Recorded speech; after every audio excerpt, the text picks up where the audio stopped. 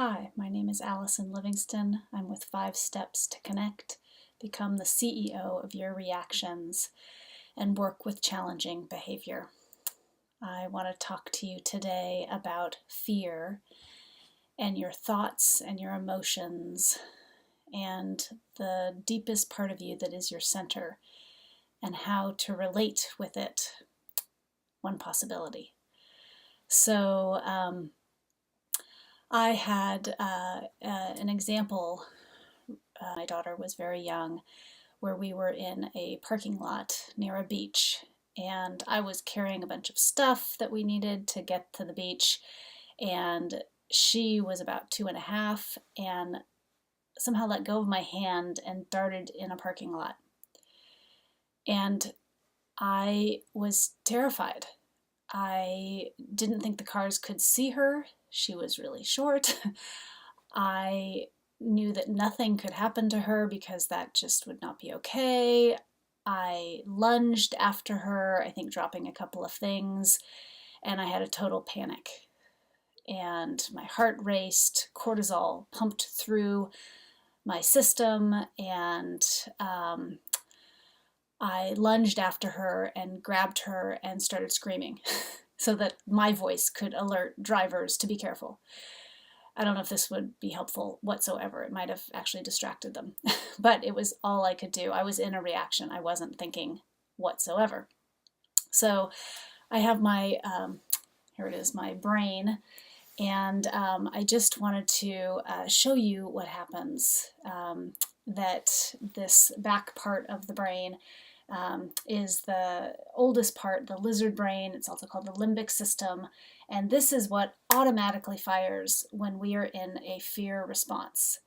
And this can happen from a direct experience. Someone jumps out at us, we fall, our child runs out for us in a car, and it is a life-saving device. Again, we get blood flow instantaneously to our limbs to be able to fight, flight, and freeze, to react, it brings resource, it brings super sharp senses to be able to sense what is the danger. My eyesight gets clearer, my nose smelling gets clearer, my limbs get activated. And it is an amazing life-saving device. However, when all the blood flow is going all these other places, it does not go to the prefrontal cortex, which is where we do all of our higher level thinking and critical thinking and decision making. So it's not great when we are in relationship and connection because it has a life-saving response instead of a connective, empathetic, wonderful response. So anyway, it was amazing. I was able to grab my daughter. No one hit her. It was fine. My heart was going fast. I had to, consciously calm myself down so I didn't scare her. And we had a talk about how to be safe in the parking lot after that. So that was a time when the limbic system really did its job. In a dark alley in a dangerous city, also, this would be a very great place to have a limbic response. However, the challenge in our very busy, overstressed lives is that our limbic system is firing all the time. So many people have adrenal fatigue from our stress system, this part of us, firing way too often, cortisol pumping through our body, adrenaline pumping through our body far too often, and we're not able to bring it back down. So when we're with our children, we have adrenal fatigue and we're not at our best thinking times because we're reacting far more often than we want to, often because of our thoughts. So I wanted to give you another example that happened just this week. And I woke up absolutely startled, again, terrified from a bad dream. In this dream, my oldest daughter was falling off of a precipice, a cliff. And in my dream, I stopped the dream before she fell. Thank God, because it was so terrifying for me. I woke up. My heart rate was going fast, cortisol was pumping through my body, adrenaline. I was ready to take on the world because I was so scared for her life. And I think what my mind wouldn't even let myself go to is that she fell. But that was just too traumatizing for me. So instead, I ended up waking up flushed, shaky. Literally, I could not calm down for maybe 10 minutes, and I had to consciously breathe because it was so absolutely disturbing. But the crazy thing for our brains and our life experience is that they are the exact same reaction. I was actually safe in bed. She was safe in bed. But that shows the power of our thoughts. So what can we do? If we are in a situation with our families and we either get extremely angry, and under anger is often extreme fear. So how do we work with fear? The first thing is to name it and notice it. And don't try to pretend that everything's fine. The first thing is to go to stillness, to go back to the present moment of embodied, felt experience. One of the best ways to do this is by breathing deeply. I call it belly breathing. One good exercise I've learned is to count on my fingers 10 deep recentering breaths. Let's try that together. Remember, belly breathing is that your belly goes out when you breathe in. It's the opposite of how we normally breathe. It's called diaphragm breathing. So we breathe and our stomach goes out. Audible exhale.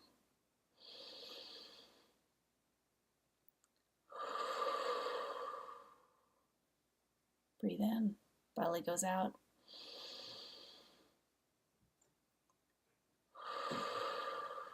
It's number 5. Breathe in, belly goes out. Loud exhale. Breathe in.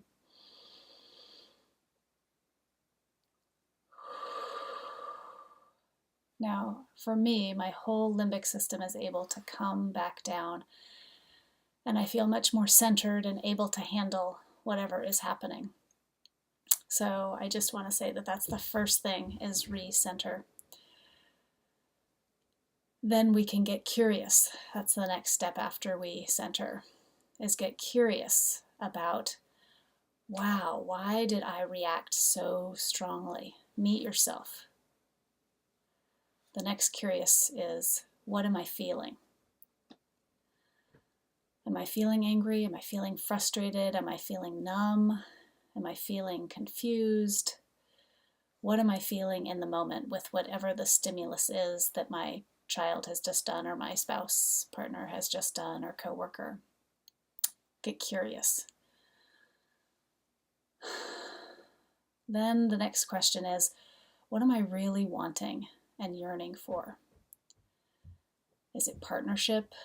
Is it ease? Is it safety? Is it to be seen? Is it acceptance for who I am? So then the question is, really, what am I wanting, yearning? That so helps me connect to my life energy. At that point, I'm often able to be curious about what's happening for them.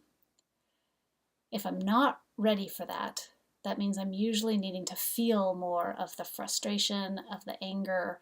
I have emotional energy that needs an emotional release valve. So then I put on a song, I dance, I bounce, I do qigong to get the energy moving, flowing. Well, I'm, again, still curious and trying to understand what's happening. What am I feeling? What am I wanting and yearning?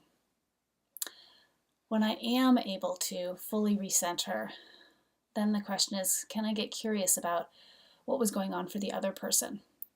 Because if I'm stuck in an enemy image that they're wrong, they're bad, if I'm labeling, if I'm blaming, if I'm seeing them as other, then that often means, again, go back to recentering. And a great way is to work with your thoughts and write down all the things. What's all the story that I have about myself, about the situation, about the other person? Because when I can do that, I can see better that it's a story, that it's coming from my made up. It's actually not true. So that's the best thing to do so that I can, again, get a grip. And it's this one of the advices I have, or sayings I have, is if I'm not done feeling, then I need to go back and start over, do a do-over, go back to, again, having some way to cry, to feel anger, and again, not at them, but at the sky or the ground. Because I want to get to a place where I can meet them. So I meet myself so that I can meet them. And if I still have all the stories and they still have an emotional charge, again, I just keep going back to I'm not done feeling. So I want to just encourage you to keep working with your feelings, your thoughts, and your values so that you can be in the present moment, present embodied moment of felt experience, because that's where we connect. And that's all we want to do with our children, isn't it? We want to see them. We want to hear them. We want them to feel our acceptance. In the next session, we'll talk about even more about why this is hard. But in the meantime, give yourself a break. Give yourself permission to feel fear. Often our fear of fear that creates that resistance is harder than the fear itself. So give yourself a warm embrace. Call a friend. Write in a journal. Talk into a phone. Meet yourself where you are. Not where you should be. Be where you are. Thanks and have a great week. I look forward to the next.